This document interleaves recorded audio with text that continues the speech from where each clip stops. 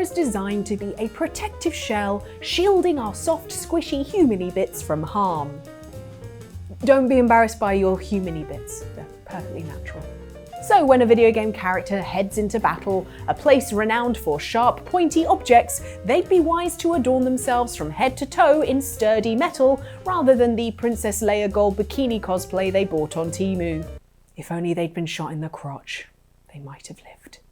This unfortunate NPC in Dragon Age Inquisition is a satirical jibe at video games often thinking impractically when it comes to armour, and there are a plethora of nonsensical in-game outfits that implausibly bolster your defence or offer combat advantages. Consider these ridiculous ensembles that definitely wouldn't protect you in real life, but somehow work out well because video games. And beware spoilers for the following.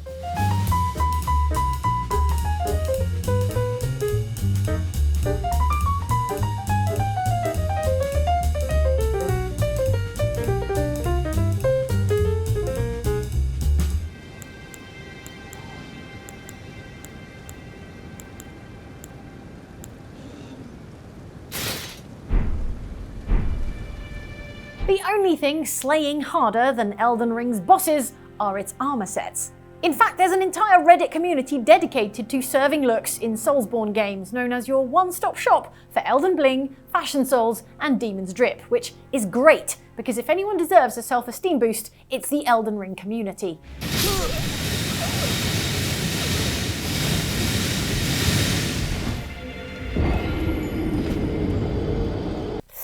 Ooh.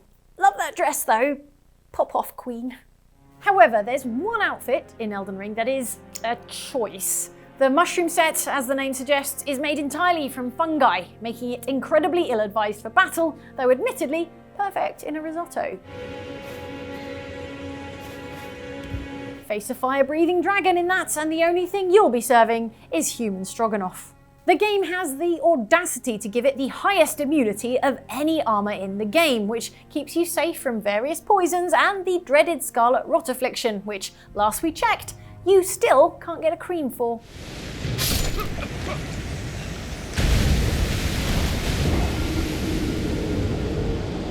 How the heck is becoming a walking toadstool supposed to boost your immunity? Ingesting toxic mushrooms is one of the most common ways to get poisoned in the first place, which is why you should never eat random mushrooms you find in the wild. What's more, while the majority of the mushroom set is located in Seedwater Cave, the helmet, known as the Mushroom Crown, is distressingly found hanging off a corpse in the Lake of Rot, the very same rot it's meant to offer protection for. Bit of a red flag. Oh, and what happens, pray tell, when these mushrooms go off? Mushrooms last a week in the fridge at best. Has anyone considered that something less perishable should be made into armour? At minimum, something less perishable than me. I die a lot. Foul beast! I will send you back to the depths of Hades!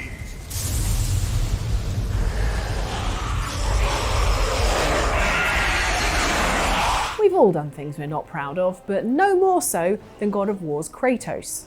During his ancient Greek era, the ghost of Sparta was murdering other gods and unleashing a plague on the world.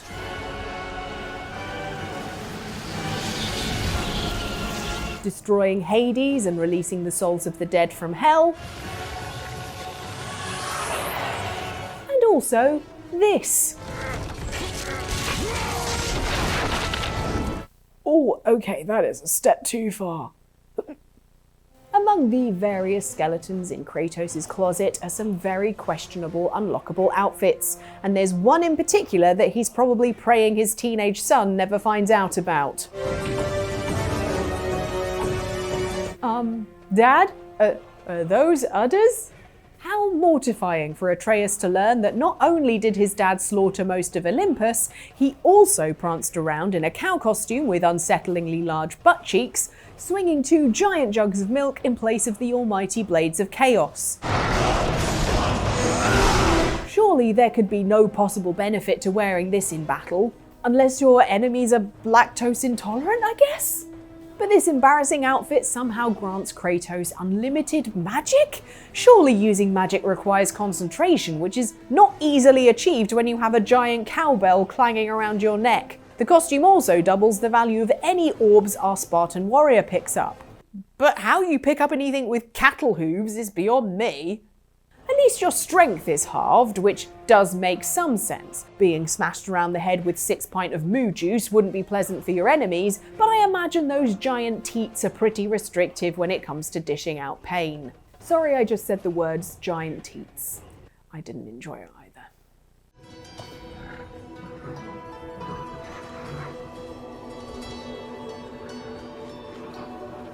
Is it on guard because of us? It's weird that they call this next series Monster Hunter when it's actually about being served lunch by an adorable gang of bipedal cats. It is actually about hunting monsters.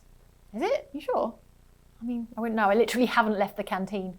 Right, well, apparently when you slay a menacing creature, you'll be able to carve up vital resources with which to make new weapons and gear, making subsequent hunts more forgiving. One such craftable armour set comes from Kirin, a majestic, electrifying unicorn with thunderous hooves and a large, impaling horn. To use the Latin, a big, scary murder pony. Imagine the armour we can make from that.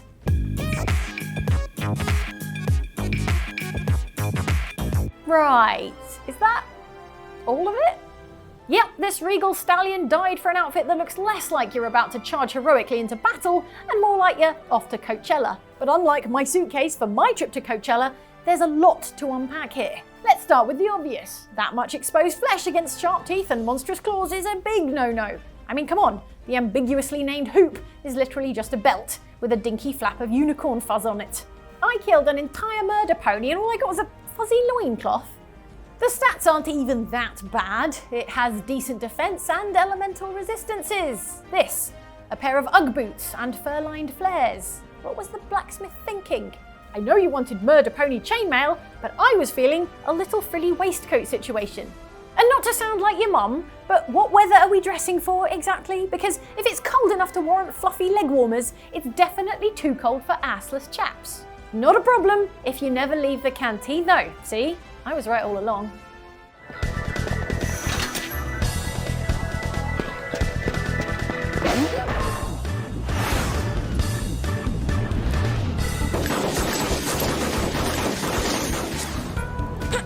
Imagine if Charlie's Angels was a noughties RPG. This concept became a reality back in 2003 when the Final Fantasy series turned its hand to a direct sequel, because every game in the franchise thus far had been a self-contained story. But what do you call the sequel if the previous entries are already numbered? Sadly, they didn't go for Final Fantasy X Electric Boogaloo.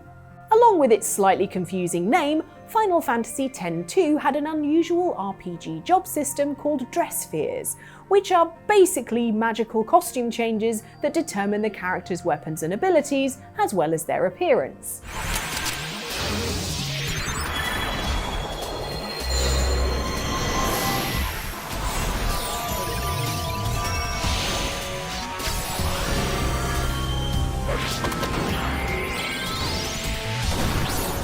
Among them was the armoured samurai, the robed white mage, and the scantily clad thief. But wait until you see the ultimate dress sphere. Oh my god, please be a cyborg ninja.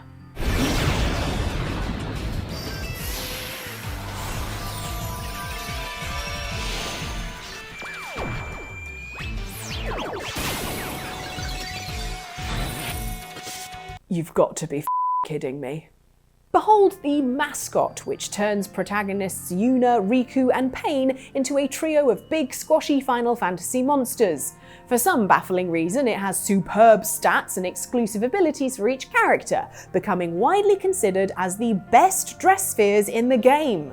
What the hell is this? Hey, why not, right? Why not? For starters, it must be 1,000,000 degrees in those silly suits. Anyone who's ever run a charity marathon dressed as the Cookie Monster will attest that a mascot suit is an athletic disadvantage. What's more, you've got all the armour protection of a stuffed plushie. Great for cuddles, crap for getting stabbed in. And perhaps the most logic-defying of all, you can't even see where you're going. I'm supposed to fight in this? See? Yuna gets it. It's also the only regular dress sphere to allow the use of other classes' abilities without the need for accessories. Which is mad if you think about it, because it implies you can engage in swordplay and cast magic just as effectively while dressed as a giant squidgy cactus. Aw, I wanted to be a Captuar! And I wanted to be a cyborg ninja Riku. C'est la vie. What are you trying to prove?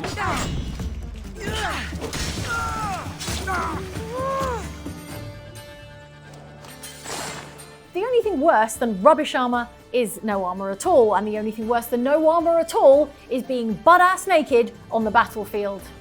Never again. One armour set, if you can even call it that, just had to make this list, and that is the legendary torso known as Bare-Chested and Oiled from Assassin's Creed Odyssey. Terrible name for legendary armour. It sounds like you'd just be half naked and greasy. There is a smidge more modesty for female protagonist Cassandra, but both she and her male counterpart Alexios are exposed, to say the least. In the immortal words of Ned Flanders, it feels like we're wearing nothing at all. There's nothing wrong with my armor. Girl, please. It's mind-boggling enough that this so-called legendary torso even has stats, but it's total lunacy that it gives you a boost to warrior damage and a boost to elemental build-up. What element is skin? What's even more outrageous is that this armour is actually sold to the player by a blacksmith, so you're parting with a significant sum of drachma for a diaper and a bottle of baby oil. Call yourself a blacksmith, more like a masseur. And if you happen to be covered in black oil, which is spilled via smashable jars, you get a whopping 500% damage increase. Presumably because you look so incredibly unhinged and oily that enemies just forget how to defend themselves. Oh, and FYI, this is one piece of armour you probably shouldn't ask the blacksmith to engrave. Don't say we didn't warn you. Ow! Exactly. The armor okay? If not, I could... No problem. Everything's fine. El Shaddai Ascension of the Metatron is an action-adventure inspired by biblical apocrypha, following an immortal scribe sent to Earth to save humanity. A potential film adaptation, a manga, and even a themed karaoke bar were all part of Square Enix's marketing campaign, and the game did get some viral attention, though mostly because this uncanny moment in the trailer became a massive meme in Japan. Enoch, そんな装備で大丈夫か? 一番いいのを頼む.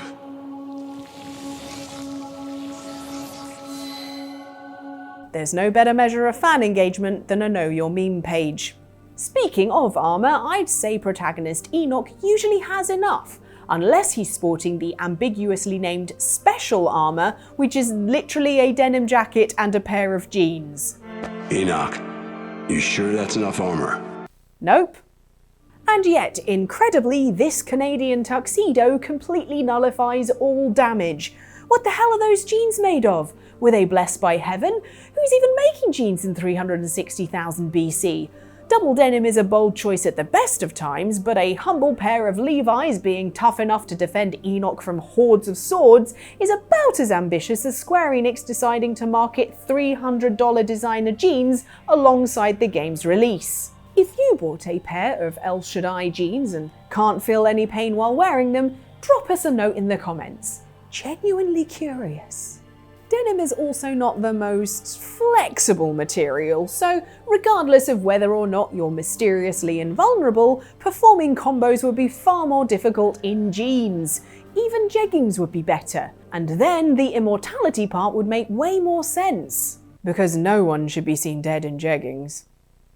Mission accomplished, right? Mission accomplished.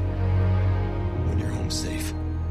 Swoopy-haired Leon Kennedy is actually only the second biggest heartthrob in the Resident Evil series. The first, well, it's pretty obvious.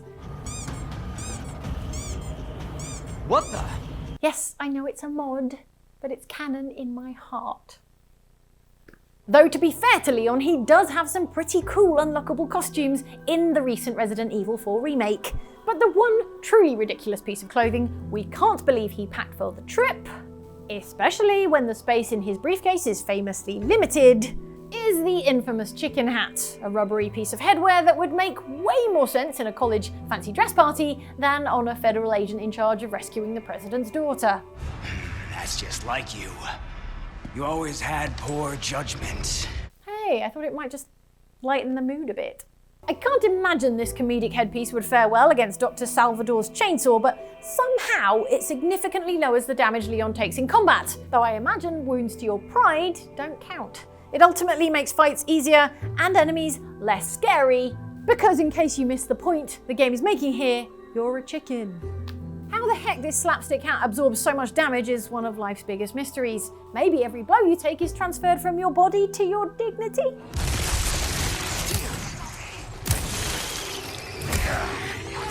It's also a bit rich of Resi 4 to throw shade at you for making the game less punishing, considering the only way to unlock this mother clucker is to finish a new game on hardcore difficulty and getting rank S+, earned by finishing the story in under 5 hours and 30 minutes. So ironically, only the bravest and most skilled of players will earn the right to display their cowardice. Could have used that while being chased by Beach Boy Mr. X. So here we are at the end of the video, and I've made it through safe because I'm wearing my denim jeans and I just need someone to get me a jacket and then I am invulnerable forever, I will live forever and it's all good. But there are so many ridiculous outfits and armor sets in video games that somehow protect you, and we know there's a lot because we found some, but what ones are your favorite? Let us know in the comments below. Maybe we will talk about them in a future video, but in the meantime, if you enjoyed this video, give us a like, give us a subscription if you haven't already. You can join our Patreon if you want to support us further, and if you want to watch more videos like this, we've got tons on the side here from us and outside Xbox. But in the meantime, yeah, invest in double denim, man. It's good.